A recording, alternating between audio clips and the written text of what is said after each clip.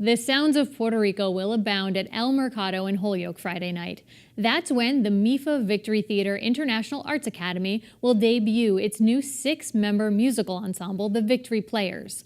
They'll perform contemporary classical music by Puerto Rican composers in an evening titled El Puerto Rico, the Rich Port. The event proceeds benefit the historic restoration of the Victory Theater, and I learned more from 3 people tied to this effort, including Donald Sanders, its executive artistic director. This is a wonderful realization of a plan that began 5 years ago as part of the restoration and reopening of the Victory Theater, which is a 1,600-seat Broadway-sized theater and is going to be a great theater for the entire region and going to house Broadway shows and international acts. And in the plan that was put together for programming, it was felt, too, that there should be the creation of 2 programs that would generate work from the Valley itself and be groups and artists that we could expect to see on a regular basis. And one of those programs is called the International Arts Academy, whereby musicians are invited for residencies from around the world, and they work on projects, and then it culminates in a concert. And which is what we're talking about today. So this is really exciting. This will be the debut concert of the Victory Players, and Tien is the music director and conductor, and Giovanni, who's going to play for us, is one of the resident musicians chosen for this debut event. And it's El Puerto Rico, the Rich Port, so it focuses on the music of Puerto Rico.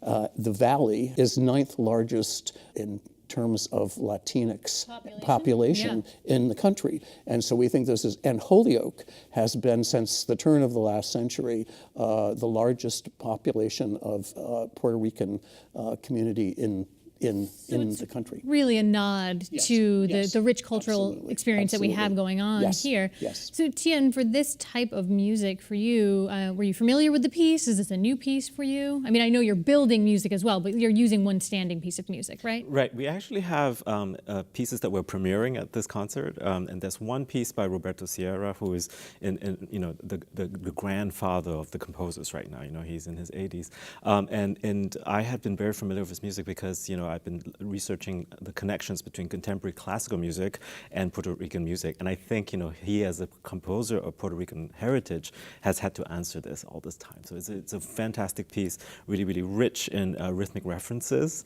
but also very, very rooted in this kind of, European sophistication, if you will, starting from like the 1950s. So. Giovanni, what has it been like for you? You're part of this residency group that's exploring these new things. What's it been like? Being Puerto Rican and super excited for this project. It's been a wonderful experience. Also meeting all these other wonderful 5 musicians that we have over there and working with this fine gentleman. I just can't wait for the concert to happen. Yeah. Yes. And so the composer who you mentioned, whose music you referred to as the grandfather, so would he be very well known in Puerto Rico? And how is he regarded here? Are people familiar with him, unfamiliar with him? There is a historical divide between the academy and the popular music of Puerto Rico. And I think this has been one of the fundamental questions that composers have been trying to answer. And I think he's definitely one of those in the 21st century and in the middle of the 20th century to really start answering this in a very, very sophisticated fashion and to begin to bring the 2 worlds together. And so I think it's really, really special to hear the way that he has done it in the music. What was it like, or where did the idea come from to have a residency? Very exciting idea. A Broadway producer named Tim Lazinski, who did Something Rotten, A Christmas Story, Hand to God, who was the deviser of our programming and business plan, really looked at all of the data, et cetera, in the Valley and felt that this was a key program that needed to be part of the Victory. And so it was really Tim who thought of a way to incorporate the reality of the community and also to give the Victory an identity as not only a presenter of artists, but a kind of nourisher of artists. So it came from Tim, and I really like to credit him for that. And who, like Roberto, I think bridges both worlds, the world of popular entertainment and of, shall we say, international and community entertainment. So that's where it came from, and we're very excited to be putting it into effect as we move towards the opening of the theater. Great. What can you tell us about the nature of the new work that's being created as a result of this residency? Sound or feeling, or, I know it's music, so it's a little bit difficult to describe, but I'll give it a try, will you? Yeah, I was talking. So one of the pieces that we're premiering today is by on Friday is by Omar Surillo, and we were talking about so you have these popular dance forms, like the reggaeton and despacito and stuff like that. How do we go from that world to this perhaps esoteric world, of art, contemporary music. So, and he's created this wonderful, fun thing that is just catchy. There are melodies, there are opportunities and lines that really gets to showcase the personalities of the players, as opposed to be this mass of kind of international kind of distance. So I think, I think there will be lots of very catchy things and rhythmic things that people can respond to. And then we also have 3 composers who are in residence here, and they're working on new stuff.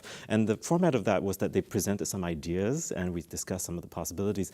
And one of our composers, Christian, for example, was asking this question. Okay, so I'm a Puerto Rican composer. I'm supposed to talk about Puerto Rico, but everything I do is Puerto Rican because I'm Puerto Rican.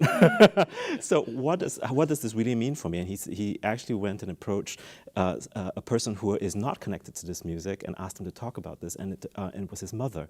So the piece is what my mother said, right? And so it has this very, very personal angle to it, which gives a wonderful way for you to access this music. So I hope that gives you some idea. Absolutely. So as you say, you have Puerto Rican roots. What's this like for you, playing this music, exploring this process? Well, it's fun always to see how composers develop our traditional folkloric music into this works of art that it's like, oh, look how he used this plena, how he used this reggaeton in this little segments here, and how can you create and still capture the essence of the style, but also do it in an academic way. So It's you fascinating. really see the sort of cultural connections. You're making a lot of cultural connections here. Yes. Yeah. And so you are going to give us a little taste, perhaps, I'm going back to the roots of how it came. And this is a rhythm called plena. But I need you to clap with me, though. Okay. I think I can do that. So We'll see if I can do this.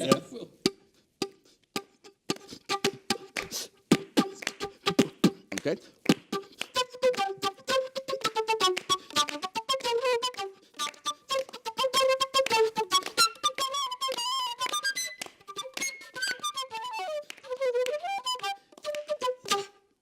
All right.